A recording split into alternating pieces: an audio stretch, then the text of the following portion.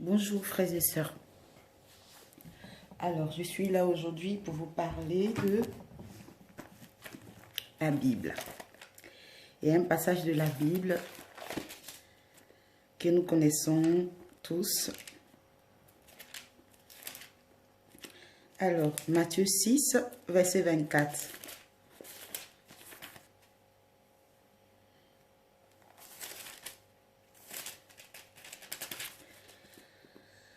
Alors, il est écrit, nul ne peut servir deux maîtres, car ou il haïra l'un et aimera l'autre, ou il s'attachera à l'un et méprisera l'autre. Vous ne pouvez servir Dieu et maman. Alors, de quoi le Seigneur Jésus-Christ nous parle ici? Alors, c'est une expérience que nous avons tous vécue, hein. Ce n'est pas quelque chose d'extraordinaire, c'est quelque chose que nous vivons tous les jours de notre quotidien. Que tu sois croyant depuis des années ou nouveau croyant, nous vivons tous ça dans notre quotidien. Alors, nous ne pouvons servir deux maîtres. Nous ne pouvons pas servir à la fois maman et à la fois Dieu. Je m'explique. Alors, généralement, quand nous sommes ancrés dans la prière, quand nous sommes remplis du Saint-Esprit, nous ne pensons même pas à l'argent. Nous ne pensons pas à nos problèmes. Nous ne pensons même pas à nos dettes. Nous ne pensons à rien, en fait. À part Dieu, à part Jésus-Christ, à part son œuvre. Nous ne pensons à rien que son œuvre. Alors, ce que Dieu est en train de nous dire, ce que Jésus est en train de nous dire dans ce passage, c'est que on ne peut pas faire les deux choses à la fois, en fait.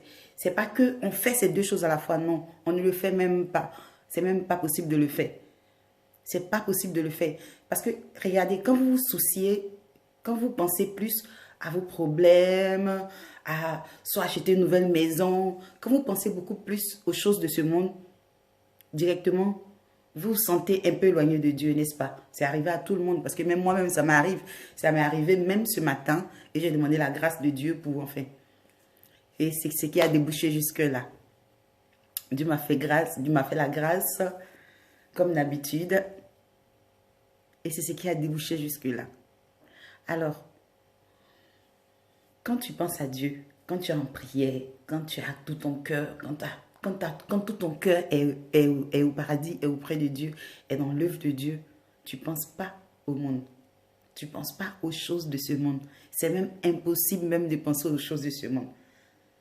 Mais quand tu essaies de penser aux choses de ce monde, les choses de Dieu s'éloignent en fait. C'est comme si c'est deux choses opposées.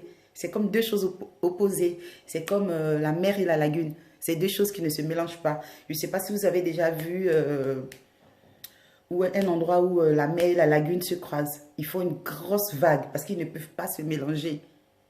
Ils sont faits pour être séparés. Ils ne sont pas faits pour être ensemble. C'est pour cette raison que Jésus nous dit, là où est ton cœur, là où est ton trésor, là sera ton cœur. Alors, quand tu mets ton trésor sur les choses de ce monde, ton cœur est sur les choses de ce monde.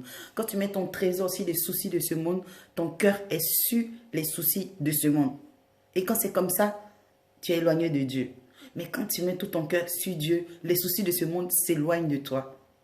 Alors nous devons vivre absolument à tout instant en voyant Dieu, à tout instant en mettant tout notre cœur, en mettant tous nos cœurs, tout notre espoir, de toutes nos forces. C'est-à-dire, en fait, ce qu'on doit faire, on ne sort même pas de la maison. Même si tu dois travailler à 9h, qu'il est 8h45, tu ne sors pas de ta maison tant que tu n'es pas rempli du Saint-Esprit. Tant que ton cœur n'est pas au paradis.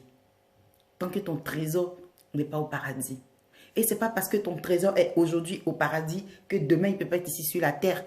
Donc c'est quelque chose, comme Jésus dirait, à chaque jour suffit sa peine.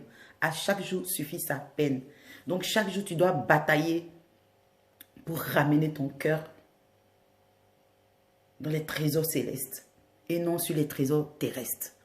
Tous les jours, à chaque instant, à tout moment, dès que tu te sens détaché, des choses du ciel, tu fais tout pour te connecter au ciel. Car tout ce qui est sur cette terre est vanité. Tout disparaîtra. Même la science même nous l'a montré et nous le vivons même chaque jour. Nous le vivons chaque jour. tout disparaîtra. Les maisons qu'ils ont construites il y a plus de 2000 ans, ces maisons-là n'existent plus. Tu achètes une voiture, quelques années après, elle disparaît, enfin, elle n'est plus fonctionnelle. L'homme naît, il meurt, son corps meurt. Je ne sais pas si vous me comprenez.